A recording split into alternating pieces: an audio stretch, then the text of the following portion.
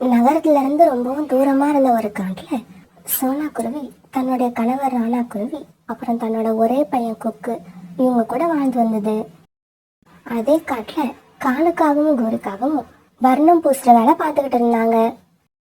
ஆனா காலுக்காகவும் கோரிக்காகவும் பணத்துக்கு ஆசைப்பட்டு விலை குறைவான வர்ணத்தை வாங்கி பறவைகளோட வீட்டுக்கு வர்ணம் பூசுவாங்க. அந்த வர்ணமும் ஒரு மழைக்கு கூட தாங்காது. இதனால காலுக்காகவும் கோரிக்காகவும் இவங்க 2 பேரோட பேரும் அந்த காட்டுல ரொம்பவும் கெட்டு போயிருந்தது. காலு கோரி, நீங்க 2 பேரும் அடிக்கிற வர்ணம் ஒரு மழைக்கு கூட தாங்க மாட்டாங்குது, அப்படியே கரைஞ்சி ஓடிடுது.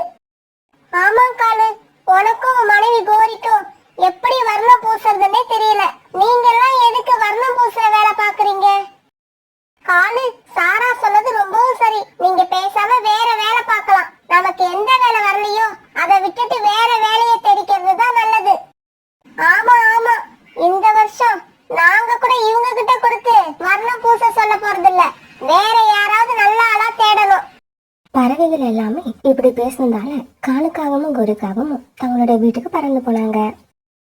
கோரி, பறவைகள் எல்லாரும் இப்படி முடிவு எடுத்ததை பார்த்தா எனக்கு ரொம்ப கவலையா இருக்கு. என்ன பண்றதுன்னே தெரியல. காலுஜி, நாம பூசின வர்ணத்துல இந்த பறவைகள் அப்படி என்னதான் குறை கண்டாங்களோ? கோரி, நாம வீடுகளுக்கு அடிக்கிற வர்ணங்கள் ரொம்பவும் மட்டமான வர்ணங்கள். அப்புறம் பொதுவா வர்ணங்களை ஒரு தடவை அடிச்சா பத்தாது, குறைச்சலா 2 தடவையாவது அடிக்கணும். ஆனா நாம வர்ணங்கள் செலவாயிடும்னு ஒரு தடவையோட நிப்பாட்டிக்கிறோம். ஏன் காலுஜி, நாம இப்படி பண்ணனா என்ன பண்ணலாம்னு முதல்ல சொல்லு. அத பண்ணலாமா வேண்டாமான்னு நான் அப்புறம் சொல்றேன். காலுஜி, நாம வர்ணம் பூசுறத விட்டுட்டு வேலைக்கு பறவைகளை வச்சு வர்ணம் பூசுவோம். ஏன் கோரி, வேலைக்கு வர்ற பறவைகளுக்கு நாம சம்பளம் கொடுக்க வேண்டாம்? அதுவும் இல்லாம நாம தான் அந்த பறவைகளை வேலைக்கு வச்சிருக்கோம்னு தெரிஞ்சா யாருமே கூப்பிட மாட்டாங்க. காலுஜி, என்னோட ஐடியாவை முழுசா கேளுங்க. வேலைக்கு வர்ற பறவைகளுக்கு பாதி சம்பளத்தை மட்டும் கொடுப்போம். மீதி பாதி சம்பளத்தை வச்சு தரமான வர்ணம் வாங்கி பூசுவோம். நமக்கு நல்ல பேரும் கிடைக்கும், நம்மளோட பிசினஸும் டெவலப் ஆகும். எப்படி என்னோட ஐடியா? கோரி, உனக்கு என்ன மூளை குழம்பி போச்சா? பாதி சம்பளத்துக்கு யார் வந்து வேலை பாப்பா? வந்து வேலை பாக்குற பறவைகள் முழு சம்பளத்தையும் தானே கேட்பாங்க. பாதி சம்பளத்தை இப்ப வாங்கிக்கிங்க, மீதி சம்பளத்தை நாங்களே சேர்த்து வச்சிருக்கோம். ஒரு வருஷத்துல உங்க சம்பளம் எவ்வளவு சேர்ந்திருக்கோ அதே மாதிரி இன்னொரு பங்கு பணத்தை நாங்களும் போட்டு உங்களுக்கு மரத்தாலான வீடு ஒண்ணு வாங்கி கொடுப்போம்னு சொல்லி அவங்களுக்கு நம்பிக்கையும் மனசுல ஆசையையும் உண்டாக்குவோம். கோரி, நீ சொல்றதும் நல்லாதான் இருக்கு. இத கேட்டா எந்த ஏழை பறவையா இருந்தாலும் உடனே சரின்னு தான் சொல்லுவாங்க. ஆனா அந்த மாதிரி ஏழை பறவைகளை நாம எங்க போய் தேடுறது? காலுஜி, நம்ம காட்டுல இருக்க சோனா குருவியும் ராணா குருவியும் இப்ப எந்த வேலையும் இல்லாம கஷ்டப்பட்டுக்கிட்டு இருக்காங்க. இப்பவே வாங்க நாம அவங்கள போய் பாப்போம். இப்படி பேசிக்கிட்ட காலுக்காகவும் கோரிக்காகவும் பிறகு சோனா குருவி வீட்டை நோக்கி பறந்து போனாங்க. குக்குவோட அப்பா, வீட்டுல மளிகை பொருட்கள் ஆயிடுச்சு. இன்னும் கொஞ்ச நேரத்துல குக்கு எழுந்திரிச்சு பசிக்குதுன்னு சொன்னா என்ன பண்றதுன்னு எனக்கு தெரியல. சோனா, எனக்கும் என்ன பண்றதுனே புரியல. மாசத்துல 10 நாள் தான் நமக்கு வேலை கிடைக்குது. அந்த சம்பளத்தை வச்சு குடும்பத்தை நடத்துறது ரொம்பவும் கஷ்டமா இருக்கு. சரி சரி, நான் எங்கேயாவது போய் வேலை பார்த்து குக்கு எழுந்திருக்கிறதுக்குள்ள மல்லிகை ஜாமான்களை வாங்கிக்கிட்டு வரேன். குக்குவோட அப்பா, வெறும் வயிற்றோட எப்படி நீங்க வேலைக்கு போக முடியும்? கொஞ்சம் வீட்டுல தானியங்கள் இருக்கு, இதையாவது சாப்பிட்டு போங்க. இல்ல சோனா, எனக்கு இது வேண்டாம். ஒருவேளை நான் வர்றதுக்கு முன்னாடியே குக்கு எழுந்திருச்சுட்டான்னா இந்த தானியங்களை அவனுக்கு கொடு. ராணா குருவி இப்படி சொல்லிட்டு வெளியே கிளம்ப தயாரானப்ப காலுக்காகவும் கோரிக்காகவும் அவங்க வீட்டுக்கு வந்தாங்க. காலுக்காகவும் கோரிக்காகவும் சேர்ந்து தங்களோட நயவஞ்சக திட்டத்தை ராணா குருவி கிட்ட சொல்லி அது மனசுல ஆசையை உண்டாக்குட்டாங்க. சோனா, நீ என்ன நினைக்கிற? இந்த காகங்கள் சொல்ற யோசனை எனக்கு நல்லதா படுது. கேக்குறதுக்கு நல்லாதான் இருக்கு குக்குவோட அப்பா. இருந்தாலும் 1 வருஷம் முடிஞ்சதுக்கு அப்புறம் இவங்க வீடு வாங்கி கொடுப்பாங்கன்னு என்ன நிச்சயம்? என்ன சொன்னா இப்படி கேட்டுட்ட? நாங்களும் இதே காட்டுல தான் இருக்க போறோம், நீங்களும் இதே காட்டுல தான் இருக்க போறீங்க. வீடு வாங்கி கொடுக்கலன்னா நீங்க எங்களை சும்மா விட்டுருவீங்களா? நீ ஏன் கோரி அவங்கள வலுக்கட்டாயப்படுத்துற? அவங்களுக்கு இஷ்டம் இல்லைன்னா விட்டுரு. வா, நாம வேற பறவைகளை பார்த்து வேலையில சேர்த்துப்போம். நமக்கு என்ன பறவைகளா கிடைக்காது? ஆமா கோரி, நம்ம கிட்ட வேலை செய்ய போற பறவைகளுக்கு அட்வான்ஸ் கொடுக்கறதுக்காக உன்னை பணம் எடுத்துக்கிட்டு வர சொன்னனே, எடுத்துக்கிட்டு வந்தியா? எடுத்துக்கிட்டு வந்திருக்கேன் காலேஜி, இதோ இருக்கு பாருங்க. காலுக்காகவும் கோரிக்காகவும் இப்படி திட்டம் போட்டு வறுமையில இருக்க ராணா குருவி சோனா குருவி கிட்ட பணத்தை காட்டினதும் வேற வழி இல்லாதவங்க இந்த திட்டத்துக்கு ஒத்துக்கிட்டாங்க. காலு கோரி, நீங்க சொல்ற திட்டத்துக்கு நாங்க ஒத்துக்கிறோம். நாளையில இருந்து நானும் என்னோட மனைவியும் உங்ககிட்ட வேலைக்கு வரோம். சோனா குருவியையும் ராணா குருவியையும் இப்படி தங்களோட வலையில விழ வச்ச காலுக்காகவும் கோரிக்காகவும் ரொம்பவும் சந்தோஷமா அங்க இருந்து பறந்து போனாங்க. பிறகு ராணா குருவியும் சோனா குருவியும் காகங்கள் கிட்ட வர்ணம் பூசுற வேலை பார்க்க ஆரம்பிச்சாங்க. ராணா குருவியும் சோனா குருவியும் தங்களுடைய வேலையை ரொம்பவும் நேர்மையா பார்த்தாங்க. ரொம்பவும் கஷ்டப்பட்டாங்க. தங்களுடைய கஷ்டத்தை பார்க்காம அவங்களுக்கு மனசு திருப்தி வர வரைக்கும் வேலை பார்த்து வீடுகளை தங்களோட வர்ணத்தால ஜொலிக்க வச்சாங்க. ராணா குருவியும் சோனா குருவியும் இப்படி உண்மையா வேலை செஞ்சதால எல்லா பறவைங்களும் ரொம்ப சந்தோஷப்பட்டாங்க. காலு கோரி, உங்களுக்கு வர்ணம் பூச தெரியாததை ஒத்துக்கிட்டு வர்ணம் பூச ராணாவையும் சோனாவையும் வேலைக்கு வச்சு ரொம்ப நல்ல காரியம் பண்ணிருக்கீங்க. இந்த குருவிகளோட வேலை எங்களுக்கு ரொம்பவும் பிடிச்சிருக்கு. இப்படி ராணாவும் சோனாவும் நல்ல முறையில வர்ணம் அடிச்சு கொடுத்ததால காலுக்காகத்துக்கிட்ட நிறைய ஆர்டர் வர ஆரம்பிச்சு பணமும் சேர ஆரம்பிச்சது. ஆரம்பத்துல சாதாரண வீட்டுல இருந்த காலுக்காகவும் கோரிக்காகவும் இப்ப எல்லா வசதிகளும் உள்ள பெரிய வீட்டை விலைக்கு வாங்கினாங்க. அவங்களோட லைஃப் ஸ்டைலே இப்ப மாறி போயிடுச்சு. காகங்கள் எவ்வளவு சம்பாதிச்சாலும் உயிரை கொடுத்து உழைக்கிற ராணா குருவிக்கும் சோனா குருவிக்கும் பாதி சம்பளத்தை தான் கொடுத்தாங்க. குக்குவோட அப்பா, நம்மளோட வீடு இப்ப ரொம்பவும் மோசமான நிலைமையில இருக்கு. மழைக்காலம் வந்தா இந்த வீடு கண்டிப்பா இடிஞ்சு விழுந்துரும். கவலைப்படாத சோனா, நாம காகங்கள் கிட்ட வேலைக்கு சேர்ந்து 9 மாசம் ஆயிடுச்சு. 1 வருஷம் முடியறதுக்கு இன்னும் 3 மாசங்கள் தான் பாக்கி இருக்கு. அந்த 3 மாசமும் முடிஞ்சிருச்சுன்னா நமக்கு கிடைக்க போற புது வீட்டுல நாம நிம்மதியா வாழலாம். 1 வருஷம் கழிச்சு நமக்கு ஒரு நல்ல மரத்தாலான வீடு கிடைக்க போகுதுங்கிற நம்பிக்கையில இந்த அப்பாவி குருவிங்க வாழ்க்கையை நடத்திக்கிட்டு இருந்தாங்க. நாட்கள் போனதே தெரியல. கண்ணை மூடி கண்ணை திறக்கிறதுக்குள்ள 3 மாசம் ஆயிடுச்சு. அன்னைக்கு சீக்கிரமாவே வேலையை முடிச்ச ராணா குருவியும் சோனா குருவியும் சம்பளம் வாங்கறதுக்காக காகங்களுடைய வீட்டுக்கு போனாங்க. காலு எப்போதும் போல ஒரு நாள் சம்பளத்தை மட்டும் இவங்க கிட்ட கொடுத்தது. காலு, நாங்க வேலைக்கு சேர்ந்து இன்னையோட 1 வருஷம் முடியுது. நீங்க எங்களுக்கு வாங்கி தரதா சொன்ன புது வீட்டை எப்ப வாங்கி கொடுக்க போறீங்க? அந்த வீட்டை கொஞ்சம் சீக்கிரமா வாங்கி கொடுத்தா நல்லா இருக்கும். ஏன்னா எங்க வீடு இப்ப ரொம்பவும் மோசமான நிலைமையில இருக்கு. ராணா, உங்ககிட்ட அப்படி சொன்னது என்னவோ உண்மைதான். ஆனா பாரு, இப்ப பிசினஸ் ரொம்பவும் டல்லா போய்கிட்டு இருக்கு. அதனால இப்ப வீடு வாங்கி கொடுக்கறது கொஞ்சம் கஷ்டம்தான். நீங்க என்ன பண்ணுங்க, இன்னும் 1 வருஷம் இதே மாதிரி வேலை பாருங்க. வீடு வாங்கறத பத்தி அதுக்கப்புறம் யோசிப்போம். என்னது, இன்னும் 1 வருஷம் இதே மாதிரி வேலை பாக்குறதா? அது எங்களால முடியாது. எங்க கிட்ட சொன்ன மாதிரி முதல்ல வீடு வாங்கி கொடுங்க. நீங்க சொன்ன வார்த்தையில நாங்க ரொம்ப நம்பிக்கை வச்சிருக்கோம். சோனா, நாங்க என்ன வீடு வாங்கி கொடுக்க முடியாதுன்னு நான் சொன்னோம்? இப்ப வாங்கி கொடுக்க முடியாதுன்னு தான் சொல்றோம்.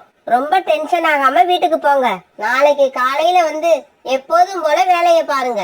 அதே மாதிரி இன்னொரு வருஷமும் சீக்கிரமா ஓடிடும். அப்புறம் என்ன, உங்களுக்கு புது வீடு தான். கோரி, எங்களோட பொறுமைக்கும் ஒரு எல்லை இருக்கு. இன்னும் 1 வாரத்துக்குள்ள நீங்க எங்களுக்கு வீடு வாங்கி தரலன்னா நாங்க பருந்து மகாராஜா கிட்ட போவோம். என்ன ராணா, சுத்த விவரங்கட்ட பறவையா இருக்கே. ஆமா, நீங்க இப்படி எங்க கிட்ட பாதி சம்பளம் வாங்கிக்கிட்டு வேலை பார்த்தா உங்களுக்கு வீடு வாங்கி தரோம்னு நாங்க என்ன உங்ககிட்ட அக்ரிமெண்டா போட்டிருக்கோம்? இல்ல நாங்க கையெழுத்து போட்டு கொடுத்த பத்திரம் ஏதாவது உங்ககிட்ட இருக்கா? சபாஷ் காலுஜி, சபாஷ். அருமையான கேள்வி கேட்டீங்க. இங்க பாரு சோனா, இப்படி எந்த ஆதாரமும் இல்லாம பருந்தரசர்கிட்ட நீங்க போய் நின்னீங்கன்னா பருந்தரசர் உங்களுக்கு தான் அபராதம் போடுவாரு. இதை கேட்ட ராணா குருவியும் சோனா குருவியும் மனசளவுல ரொம்பவும் சோர்ந்து போயிட்டாங்க. இங்க பாருங்க, நாங்க ஏழைங்க தான். இருந்தாலும் உங்களுக்காக இந்த 1 வருஷம் உண்மையா உழைச்சிருக்கோம். எங்களோட ஒவ்வொரு வேர்வை துளிக்கும் நீங்க பதில் சொல்லிதான் ஆகணும். நீங்க கேக்குற கேள்விக்கே நாங்க பதில் சொல்ல போறது இல்ல. இதுல உங்களோட வேர்வை துளிகளுக்கா நாங்க பதில் சொல்ல போறோம்? காலன்னா கோரி அக்கா, எங்களுடைய பாவத்தை கொட்டிக்காதீங்க. நீங்க நல்லாவே இருக்க மாட்டீங்க. ஆமா சோனா, நீ சொல்றது உண்மைதான். 1 வாரமாவே என்னோட முகம் நல்லா இல்லதான். அதனாலதான் நாளைக்கு பியூட்டி பார்லர் போகலான்னு இருக்கேன். இப்படி சொன்ன காகங்கள் 2 பேரும் வீட்டுக்குள்ள போய் கதவை சாத்திக்கிட்டாங்க. 1 வருஷமா இருந்த நம்பிக்கை வீண் போனதால மனசுடைஞ்சு போன ராணா குருவியும் சோனா குருவியும் அழுதுகிட்டே தங்களுடைய வீடுகளுக்கு வந்தாங்க. இந்த சமயத்துல தான் வேலைக்காக வெளிநாடு போயிருந்த புறாவும் ரிட்டாக்கிடையும் ராணாவையும் சோனாவையும் பார்க்க அவங்க வீட்டுக்கு வந்தாங்க. ராணா குருவியும் சோனா குருவியும் அழுதுகிட்டு இருந்த பார்த்து புறாவும் ரிட்டாக்கிலையும் என்ன விஷயம்னு விசாரிக்க சோனா குருவி நடந்த எல்லா கதையும் அவங்களுக்கு சொல்லுச்சு. ராணா, என்னதான் இருந்தாலும் அந்த காகங்களை பத்தி நல்லா தெரிஞ்ச நீங்க அவங்க பேச்ச நம்பினது ரொம்பவும் தப்பு. இல்ல புறாண்ணா, அந்த நேரத்துல நாங்க இருந்த நிலைமையில யார் இருந்தாலும் அதுதான் செஞ்சிருப்பாங்க.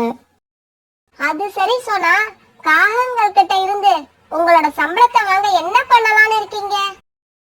அத பத்தி இன்னும் நான் யோசிக்கல.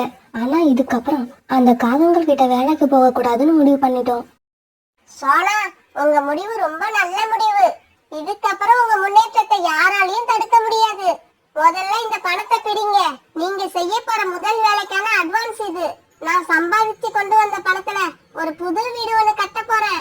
அதுக்கு நீங்க தான் வர்ணம் பூச போறீங்க.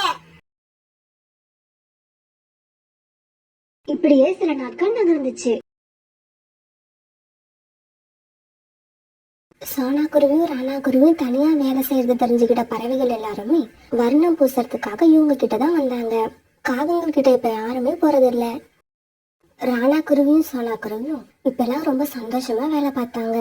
ஏன்னா காலுக்காகத்துக்கிட்ட இவங்க வாங்கின சம்பளம் மாதிரி இப்ப பல மடங்கு அதிகமா சம்பாரிச்சாங்க. இப்ப இவங்க ரொம்ப நாள் ஆசைப்பட்ட மாதிரி ஒரு புது வீடை விலைக்கு வாங்கினாங்க.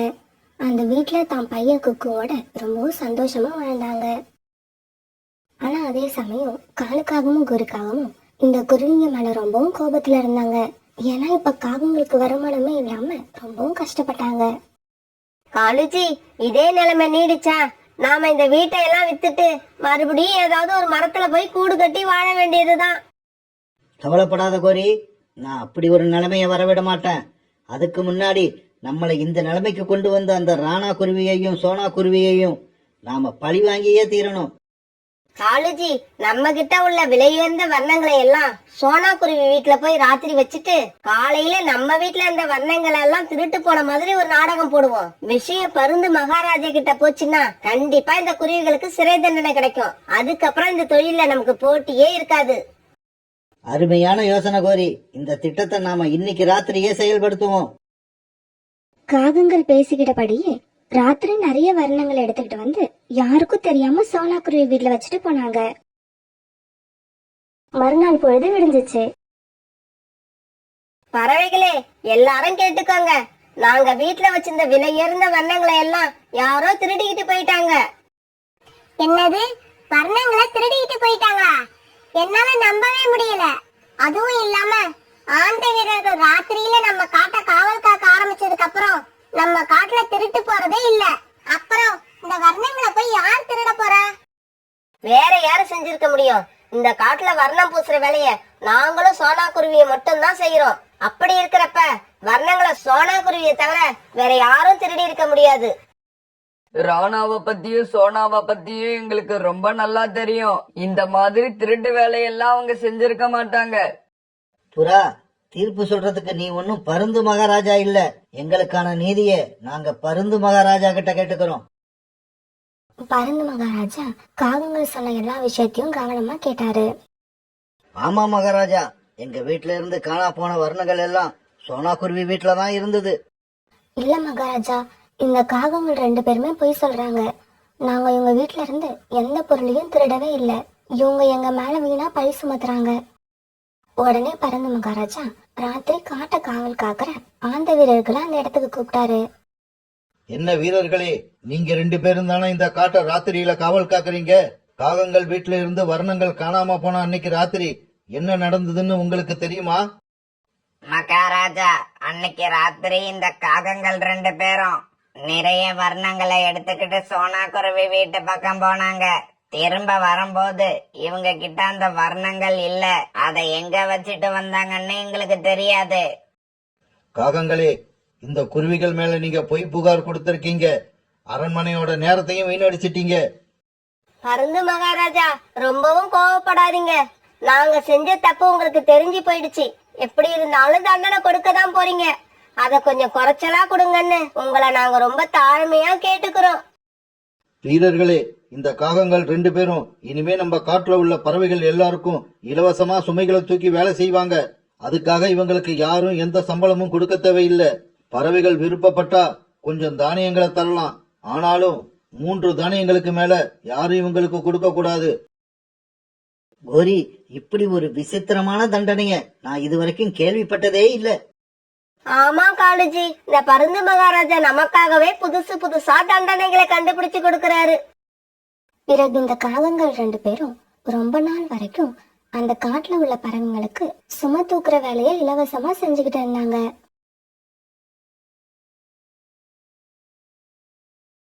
தூரமா இருந்த ஒரு காட்டுல சோனா குருவியும் காலுக்காகவும் வாழ்ந்து வந்தாங்க. அவங்க 2 பேரும் ஒரு நாள் ஆற்றங்கரைக்கு தண்ணி குடிக்க போனப்ப யதார்த்தமா சந்திச்சு பேசிக்கிட்டு இருந்தாங்க.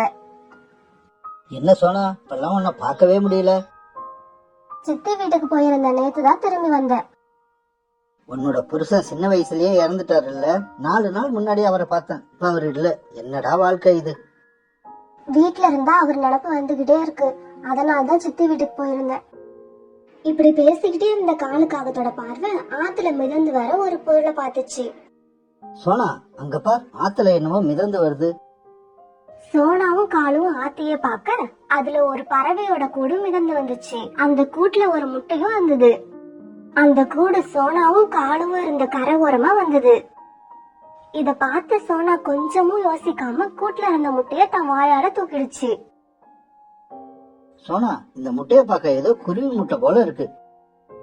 ஆமா காலாண்ண, இது குருவியோட முட்டை தான். இத என்ன செய்ய போற? குருவி இல்லாத சமயத்துல இந்த கூடு முட்டையோட ஆத்துல விழுந்திருக்கும்னு நினைக்கிறேன். இதுல இப்ப குழந்தை இருக்கு. இன்னும் 2-3 நாள்ல வெளியில வந்துரும். அதனால இத ஆத்தோட விட மனசு இல்ல. இதை என் கூட்டுல கொண்டு போய் வைக்க போறேன். இதுவும் உனக்கு நல்லதுதான். நீ இப்ப தனியா இருக்கிற. இந்த முட்டையில இருந்து குழந்தை வெளிவந்தா உனக்கு பழைய நினப்பெல்லாம் கொஞ்சம் கொஞ்சமா மறந்து போயிடும். நானும் அப்படிதான் நினைக்கிறேன். சோனா, அப்படின்னா இந்த முட்டை ஆத்துல மிதந்து வந்த விஷயத்த யாருக்கிட்டையும் சொல்லாத. இத உன்னோட குழந்தையாவே எல்லாரும் நினைக்கட்டும். இதுல இருந்து வெளிவர போற குழந்தைய நான் ரொம்ப கவனமா பாத்துப்பேன். ஆனா இத என்னோட குழந்தைன்னு சொல்லக்கூடிய அதிகாரம் அதோட உண்மையான அம்மா கிட்டதான் இருக்கு, என் கிட்ட இல்ல. அப்படி அவங்க வர வரைக்கும் இந்த குழந்தை என்கிட்டயே இருக்கட்டும். பிறகு சோனா குருவி காலுக்காகும் 2 பேரும் தங்களோட கூட்டுக்கு பறந்து போனாங்க. சோனா குருவி முட்டைய தன்னோட கூட்டுக்கு கொண்டு போய் ரொம்ப பாதுகாப்பா வச்சுச்சு. இந்த முட்டையில இருந்து வர குழந்தை என்ன கலர்ல இருக்கும்? என்ன மாதிரி இருக்குமா? எப்படி என்ன மாதிரி இருக்கும்? அவங்க அம்மா மாதிரி தான் இருக்கும். இந்த உலகத்துல அதை பார்க்க போற முதல் ஜீவன் நான் தான். அதனால என்னது சொந்த அம்மான்னு நினைச்சிரும். இப்படி யோசிச்சுக்கிட்டே சோனா குருவி ரொம்ப லேட்டா தூங்குச்சு. இப்படியே கொஞ்ச நாட்கள் ஓடுச்சு. அடுத்த நாள் காலையில அந்த முட்டையில இருந்து ஒரு அழகான ஆண் குழந்தை வெளியே வந்தது. அது பார்க்க ரொம்ப அழகா இருந்தது.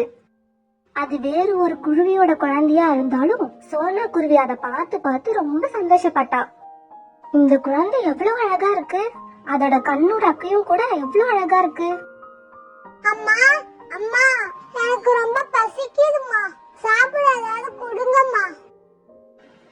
அம்மா அம்மா, என்னோட அம்மானே அம்மாவே, உனக்கு தெரியுமா அம்மா, இந்த முட்டைய வடைச்சுக்கிட்டு வெளியே வந்ததுல என்னோட சக்தி எல்லாம் போயிடுச்சு.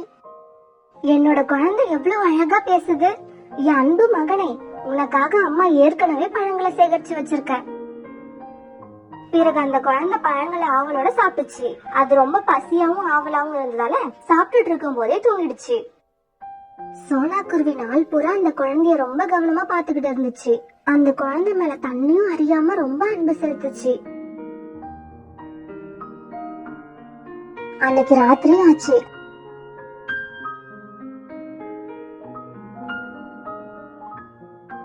இந்த குழந்தையோட அம்மா திடீர்னு வந்து குழந்தைய கேட்டா என்ன பண்றது? நான் குழந்தைய கொடுக்க மாட்டேன், என்னால கொடுக்க முடியாது. காலையிலேயே காலுக்காகத்தை பார்த்து சொல்லிடணும், இந்த குழந்தைய பத்தி யார்கிட்டயும் எதுவும் சொல்லாதுன்னு. எல்லாருக்கும் இது என் குழந்தையாவே தெரியணும். ஆமா, இது என் குழந்தைதான். இப்படி அழுதுகிட்டே யோசிச்ச சோனா குருவி இப்படியே தூங்கிடுச்சு. மறுநாள் காலையில சோனா குருவி காலுக்காக கூட்டுக்கு போச்சு. சோனா, நீ எப்படி இருக்க? நதியில இருந்து நீ கொண்டு போன முட்டை என்ன ஆச்சு? காலண்ணா, அதுல இருந்து ரொம்ப அழகான குழந்தை பிறந்திருக்கு. அது என்னையே அம்மாவை நினைச்சு என் மேல ரொம்ப பாசமா இருக்கு. பின்ன இருக்காதா? அதுவும் ஒரு குருவியோட குழந்தை தானே. ஆமா காலண்ணா, அதுவும் ஏதோ ஒரு குருவியோட குழந்தைதான். அப்புறம் இப்ப நான் வந்தது ஒரு முக்கியமான விஷயம் சொல்றதுக்காக தான். சொல்லு சோனா, என்ன விஷயம்? அந்த குழந்தைய பத்தி யார்கிட்டயும் எதுவும் சொல்ல வேண்டாம். அந்த குழந்தைய யார்கிட்டயும் நான் கொடுக்க மாட்டேன். அதை என் குழந்தையாவே வளர்க்க போறேன். நீ சொல்றது சரிதான். ஆனா நாளைக்கு அந்த குழந்தைக்கு நீ அம்மா இல்லங்கிற விஷயம் தெரிஞ்சிருச்சுன்னா? நம்ம சொல்லலனா அது அந்த குழந்தைக்கு தெரியவே தெரியாது. நான் அது மேல காட்டின அன்புல அது என்ன உண்மையான அம்மான்னு தான் நினைக்கும். இப்படி சொல்லிட்டு சோனா தன்னோட கூட்டுக்கு பறந்து போச்சு. காலு, நீயும் சொன்னா எதை பத்தி பேசுனீங்க? எனக்கு ஒண்ணுமே புரியல, தெளிவா சொல்லு. காலு நடந்தது எல்லாத்தையும் தெளிவா கோரிக்காகத்துக்கிட்ட சொல்லுச்சு. சோனா குருவி அந்த குழந்தை மேல ரொம்ப பைத்தியமா இருக்கு. அந்த குழந்தை இன்னும் கொஞ்சம் வளரட்டும், சோனா குருவிய பைத்தியமாவே ஆக்கி காட்டுறேன். சோனா குருவி அந்த குழந்தைக்கு இனிப்பான பழங்களையும் வகை வகையான உணவுகளையும் கொடுத்து அன்பா பாத்துக்குச்சு. அதுக்கு கொஞ்சம் கொஞ்சமா பறக்க கத்து கொடுத்துச்சு. பிறகு உணவு தேட போறப்ப கூட அதையும் அழைச்சுக்கிட்டே போய் உணவு தேடுறது, தேன்ன உணவு கீழே சிந்தாம வீட்டுக்கு கொண்டு வர்றது, இப்படி எல்லாத்தையுமே கத்து கொடுத்துச்சு. இப்படியே கொஞ்ச நாட்கள் ஓடிச்சு. ஒரு நாள் சாயங்காலம் சோனா குருவி அது பையன் சிச்சுவும் தங்களோட கூட்டுல இருந்தாங்க. அப்ப அங்க காலுவும் கோரியும் வந்தாங்க. என்ன சோனா, குழந்தை மேல ரொம்பவும் அன்பா இருக்க போல. ஒவ்வொரு அம்மாவும் தன் குழந்தை மேல அன்பாதான் இருப்பா. சோனா, கொஞ்ச நாளைக்கு முன்னாடி நதியோரத்துல நடந்த நிகழ்ச்சி உன் பையனுக்கு தெரியுமா? கோரி, பேசாம போ. தேவையில்லாம என்ன பேசுற? அப்ப என் கிட்டக்க வந்து நான் சொல்றத கேட்டுக்க. சோனா கோரி பக்கத்துல போச்சு. நீ சிச்சியோட சொந்த அம்மா இல்ல, வளர்ப்பு அம்மா. இந்த விஷயம் உன் பையனுக்கு தெரியாம இருக்கணும்னா நீ தினமும் எங்களுக்கு உணவு எடுத்துட்டு வந்து தரணும். கோரி, எனக்கு என்னவோ இதெல்லாம் தப்புன்னு மனசுல படுது. அப்படிப்பட்டா வயித்துல ஈரத்தனைய போட்டுக்கிட்டு கூட்டுல போய் படுங்க, நான் பேசிட்டு வரேன். கோரி, இவ்வளவு நாள் நல்லா தானே இருந்தீங்க, இப்ப திடீர்னு இப்படி பேசுறீங்க? ஆமா, பையன் கொஞ்சம் பெரியவன் ஆகட்டும்னு காத்திருந்தேன். அப்ப விஷயம் தெரிஞ்சாதான் அவனுக்கு அதிர்ச்சியா இருக்கும். உன்னை தனியா விட்டுட்டு சொந்த அம்மாவை தேடி பறந்து போவான்.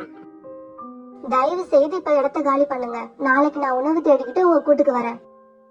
பிறகு 2 காகங்களும் அந்த இடத்த விட்டு பறந்து போச்சுங்க. அம்மா, நீங்க இந்த காக்கா ஆண்டி கிட்ட என்ன பேசுனீங்க? அது ஒண்ணும் இல்ல செல்லம், சாதாரணமா தான் பேசினேன். காலு, சிச்சுவோட உண்மையான அம்மா சோனா இல்லங்கிற விஷயத்த நாம சிச்சுக்கிட்ட சொல்லிடுவோம்னு பயந்து தினமும் நமக்கு சோனா கண்டிப்பா உணவு எடுத்துக்கிட்டு வரும். கோரி, சோனாவை நீ ரொம்ப கஷ்டப்படுத்துற.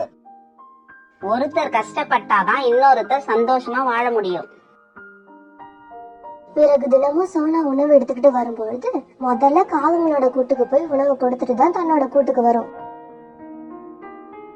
சிச்சி, இந்த அம்மா உனக்கு கடைசி வரைக்கும் வேணுமா வேண்டாமா?